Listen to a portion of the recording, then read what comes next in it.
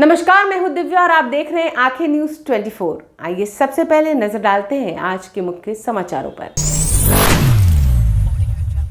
नमस्कार, मैं अमित और आप देख रहे हैं आंखें न्यूज 24। कांग्रेस पार्टी के सीनियर लीडर और लोकसभा में नेता प्रतिपक्ष राहुल गांधी आज बिहार के दौरे पर है। पटना में उनका भव्य स्वागत किया गया। पटना से सीधे बेगूसराय पहुंचे राहुल गांधी ने पलायन रोको नौकरी 2 पदयात्रा में भाग लिया और करीब 1 किलोमीटर पैदल चलने के बाद पटना के लिए रवाना हो गए। कांग्रेस नेता श्री कृष्ण हॉल में सामाजिक न्याय सम्मेलन में शामिल हुए, जहां उन्होंने लोगों को संबोधित करते हुए कहा कि कांग्रेस सांसद राहुल गांधी ने कहा कि भगवान बुद्ध सच्चाई से मोहब्बत करते थे, सच्चाई से दूर नहीं जा सकते थे। गुरु नानक कबीर सच्चाई से मोहब्बत करते थे। लोग कहते हैं कि संविधान 1947 में लिखा गया, लेकिन मैं कहता हूं कि यह संविधान हजारों साल पुराना है। इस किताब के अंदर अंबेडकर, गांधी, नेहरू और फूले जी की सोच भी है। राहुल गांधी ने कहा, आजकल हिंदुस्तान में सच्चाई बोलना मुश्किल है, आसान नहीं। बड़े बड़े नेता को देख लीजिए, वे बोल नहीं पाते। पूरा देश जानता है सच्चाई ये है कि बड़े बड़े नेता चुप हो जाते हैं। भगवान बुद्ध और अम्बेडकर ने सिखाया है, डरना नहीं है, जो सच्चाई उसे देश के सामने रखना है। आप लोग यही कर रहे हैं, डरना नहीं है। आपके खून में अम्बेडकर, गांधी और फूले जी की विचारधारा है। ब्यूरो रिपोर्ट, आंखें न्यूज 24। तो ये सब लोग, और आप हजारों साल पहले शुरू कर सकते हैं।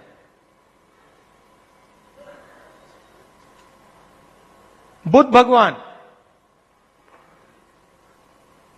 सच्चाई से मोहब्बत करते थे, सच्चाई से दूर नहीं जा सकते थे।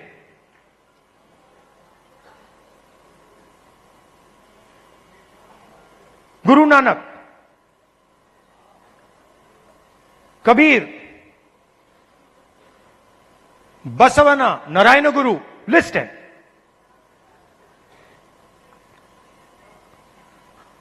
तो लोग मुझे कहते हैं कि ये संविधान 1947 में लिखा गया था, और मैं उनसे कहता हूं नहीं, यह संविधान हजारों साल पुराना है। और इस किताब के अंदर नमस्कार, मैं अमित और आप देख रहे हैं आंखें न्यूज 24। मोकामा टाइल्स क्षेत्र के 4D में आयोजित 3 दिवसीय वीर शिरोमणि बाबा चौहरमल महोत्सव में केंद्रीय मंत्री चिराग पासवान शिरकत करेंगे। 12 अप्रैल को वो बाबा का दर्शन कर भक्तों को संबोधित भी करेंगे। वहीं केंद्रीय मंत्री के आगमन को लेकर सांसद अरुण भारती ने 4D का दौरा किया और तैयारियों का जायजा लिया। सांसद ने बाबा के भक्तों से भी तैयारियों की लेकर चर्चा की। अरुण भारती ने बताया कि इस साल केंद्रीय मंत्री के सौजन्य से बाबा भक्तों के सम्मान में भंडारे का भव्य आयोजन किया गया है। लगभग 60,000 भक्त भंडारे में शिरकत करेंगे। दूसरी ओर चिराग पासवान के आगमन को लेकर उनके समर्थकों का उत्साह चरम पर है। ब्यूरो रिपोर्ट, आंखें न्यूज 24। मेला को लेकर क्या देखा सर यहाँ?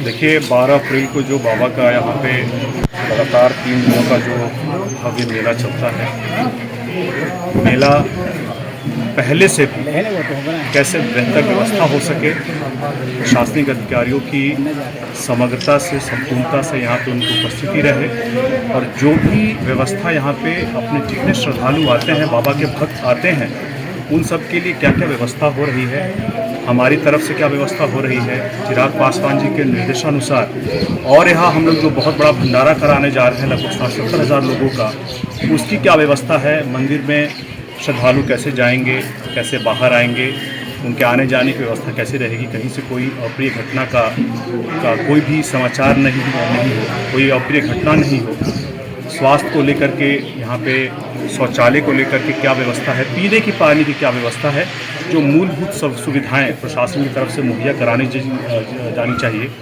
उसकी क्या व्यवस्था हो रही है। और हमारी जो खुद की तैयारियां है यहाँ पे भंडारे को लेकर के, जो हमारी कमेटी के लोग, रीगन पासवान जी, साथ में परशुराम पासवान जी, वीरमणि पासवान जी, मिथिलेश पासवान जी, सब लोग क्या तैयारी कर रहे हैं, दिनेश पासवान जी, इसकी बैठ करके हम लोगों ने अभी विचार किया है। और चूँकि हर साल श्रद्धालु बढ़ते जा रहे हैं, हम लोग इस मेले को और कैसे बेहतर और व्यवस्थित कर सकें, इस पर चर्चा हुई है और ज़रूरी दिशा निर्देश दिए गए हैं कि बाबा का मेला पहले से भी और भव्य हो और व्यवस्थित हो, इसको लेकर के अलग अलग दिशा निर्देश दिए गए हैं। और मुझे पूर्ण उम्मीद है कि इस बार जो बाबा का मेला होगा पहले से भी इतने मेले में सबसे भव्य, सबसे बड़ा, सबसे सुव्यवस्थित। कौन लोग सर आएंगे जैसे मेला में? कि मेले में चूँकि चिराग पासवान जी के निर्देशानुसार खुद ही उनके द्वारा भंडारा कराया जा रहा है, तो चिराग पासवान जी 12 तारीख को यहाँ बाबा के दर्शन करने आएंगे। नमस्कार, मैं अमित और आप देख रहे हैं आंखें न्यूज 24। अखिल भारतीय पान महासंघ के बैनर तले आज पटना के एक निजी हॉल में प्रेस कॉन्फ्रेंस किया गया। वहीं आईपी गुप्ता ने प्रेस वार्ता कर कहा, अखिल भारतीय पान महासंघ ने के जितने भी सदस्य वह अलग अलग पार्टी के सदस्य थे, इसलिए वह अपनी पार्टी के प्राथमिक सदस्यता से इस्तीफा दे दिया है। बता दें, कुल 100 लोगों से अधिक लोग इस्तीफा दिए हैं, जिसमें अखिल भारतीय पान महासंघ के अध्यक्ष आईपी गुप्ता ने भी त्याग पत्र दिया है। बता दें कि आईपी गुप्ता कांग्रेस के लंबे वर्षों से सदस्य थे, वहीं अब उन्होंने प्राथमिक सदस्यता से इस्तीफा दे दिया है। साथ ही साथ आईपी गुप्ता ने ऐलान किया कि आगामी 13 अप्रैल को अपनी पार्टी की लॉन्चिंग करेंगे। महीने 20 दिन से हाकोरथ हमपान एक आंदोलन बिहार में चल रहा है और 13 अप्रैल को गांधी मैदान में पान महा आंदोलन रैली होनी है और उसमें हमने घोषणा किया था एक हमारा पार्टी का निर्माण भी करेंगे। इसी क्रम में हमने आज के दिन में पूरे बिहार में पान आंदोलन, पान त्यागपत्र आंदोलन के तहत जो भी जिस दल में है वो सारे लोग जिला स्तर पे, प्रखंड स्तर पे, गांव स्तर पे, पंचायत स्तर पे सामूहिक त्यागपत्र दे रहे हैं। और उसी क्रम में मैं पटना में कांग्रेस पार्टी से प्राथमिक सदस्यता से अपने अखिल भारतीय कांग्रेस पार्टी के सदस्यता से इस्तीफा दे रहा हूँ। और सिर्फ मकसद सिर्फ एक ही है कि हाकोरथ हमपान आंदोलन से उपजे नेतृत्व को और अपने एक समाज के पॉपुलर डिमांड पे, मेजॉरिटी डिमांड पे एक पार्टी का निर्माण होना तय हुआ है। और उसी के तहत हम लोग सारे के सारे पान समाज के जो जिस दल में हैं इस्तीफा देने का कार्यक्रम पान त्यागपत्र आंदोलन कर रहे हैं। कितने लोग टोटल दे रहे हैं? देखिए, 38 में से लगभग 30 जिले में ये कार्यक्रम हो रहा है और मुझे लगता है कि पार्टी के पदाधिकारी तथा प्राथमिक सदस्यता से देने वालों की संख्या लगभग 40 से 50 हज़ार होगी। जो सोशल मीडिया के थ्रू कुछ लोग उस सत्याग्रह में शामिल नहीं हो पा रहे हैं, कहीं दिल्ली में है, कहीं कलकत्ता में है या कहीं काम पे है, वो सोशल मीडिया के माध्यम से अपने अपने पदों से और सदस्यता से त्यागपत्र दे रहे हैं। मैं AICC मेंबर हूँ कांग्रेस में वर्तमान में। आज दे रहे हैं? जी, आज मैं इस्तीफा दे रहा हूँ। दे दिए या देने जा रहे हैं? इस्तीफा दे दिया, आज समझिए देने जा रहे हैं। प्रेस कॉन्फ्रेंस के माध्यम से इस्तीफा। सर, आज राहुल गांधी भी पटना में हैं, आज ही के दिन आपने इस्तीफा देना क्यों चुना? देखिए, एक्चुअली हमारी मुलाकात श्री राहुल गांधी जी से 2 अप्रैल को दिल्ली में हुई थी 10 जनपद में। उन्होंने हाकोरथ हम समाचारों में वक्त हो चला एक छोटे से अंतराल का। पटना में कई वर्षों से शिक्षा में अहम योगदान दे रहा है Gyansthali high school Alamganj Patna city, जहां 10वीं और 12वीं की बोर्ड परीक्षाओं में 100% अंक प्राप्त कर रहे हैं बच्चे। एक ऐसा स्कूल जहां न केवल होती है पढ़ाई बल्कि साथ ही साथ होती है कल्चरल एक्टिविटी, स्पोर्ट्स एक्टिविटी से जुड़े गेम्स, मैथ ओलंपियाड से लेकर साइंस ओलंपियाड, जहां बच्चों के लिए स्कूल कैंपस अत्याधुनिक सुविधाओं से लैस, छोटे बच्चों के लिए वाहन और ट्रांसपोर्ट की विशेष सुविधा। तो देर किस बात की, आज ही कराएं अपना नामांकन Gyansthali high school Alamganj Patna city में, जहां नामांकन की प्रक्रिया जारी है। संपर्क करें पुलिस चौकी Alamganj main road near Alamganj थाना पटना बिहार 800007। ब्रेक के बाद आपका फिर से स्वागत है। नमस्कार, मैं अमित और आप देख रहे हैं आंखें न्यूज 24। मुजफ्फरपुर जिला के गढ़ा स्थित सोनपुर मेला के तर्ज पर आयोजित अर्जुन बाबू पशु मेला और हाट बाजार में महिला पुरुष कुश्ती प्रतियोगिता का आयोजन किया गया, जिसका उद्घाटन बिहार विधानसभा के अध्यक्ष नंद किशोर यादव ने फीता काटकर किया। उसके बाद महिला पुरुष पहलवान से परिचय प्राप्त कर शुभकामनाएं दी। इस कुश्ती प्रतियोगिता में बिहार के अलावा नेपाल, पंजाब, हरियाणा, जम्मू कश्मीर, दिल्ली समेत कई राज्यों के प्रतियोगी शामिल हुए। इस कुश्ती दंगल प्रतियोगिता में शामिल हुए उत्तर प्रदेश के कालू पहलवान ने बताया कि कि कुश्ती प्रतियोगिता का आयोजन बेहतर तरीके से किया जाता रहा है। बिहार के मुख्यमंत्री नीतीश कुमार की सरकार भी खेल खिलाड़ियों को बढ़ावा दे रहे हैं, नौकरी भी दे रहे हैं।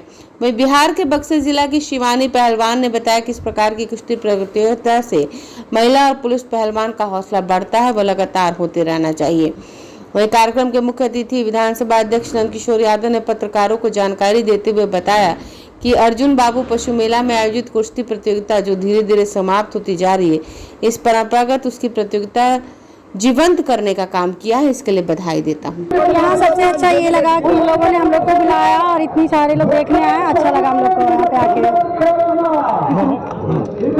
कुश्ती को लेकर जो है आयोजन आजकल बहुत कम हो रहे हैं, क्या लग रहा है इस तरह के आयोजन से कितना लाभ मिल रहा है?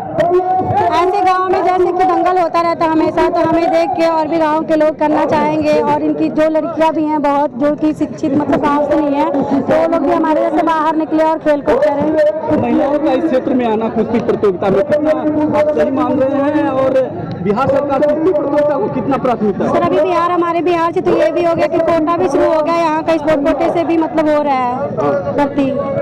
अपना नाम बताइए। शिवांगी सिंह। आगे औराई के माननीय विधायक रामसूरत राय जी ने अपने पिताजी की स्मृति में जहां पशु मेला लगाया है, वहां कुश्ती प्रतियोगिता और धार्मिक प्रदर्शन का भी आयोजन किया गया है। इस प्रकार के आयोजन धीरे धीरे कम होते जा रहे थे, लेकिन ग्रामीण संस्कृति में आज भी इसका चलन है।